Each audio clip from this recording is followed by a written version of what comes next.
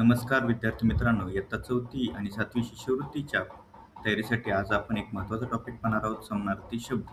तर समानार्थी शब्द म्हणजे काय? ज्या शब्दाचा अर्थ सारखाच किंवा जवळपास सारखा असतो त्यांना समानार्थी शब्द असे म्हणतात. चला आता काही उदाहरणे बघूया. सूर्य शब्दाचे समानार्थी शब्द आहेत रवी, भानू, दिनकर. पाणी या शब्दाचे समानार्थी शब्द आहेत जल, नीर आणि तोय.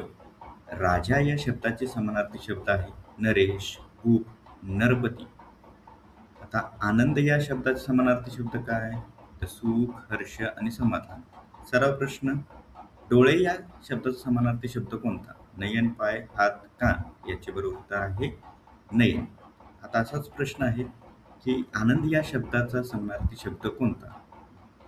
तर याचं उत्तर नक्की कमेंटमध्ये द्या आणि अशा शिष्यवृत्ती परीक्षेच्या उपयुक्त व्हिडिओसाठी आमच्या पेजला फॉलो करा. धन्यवाद.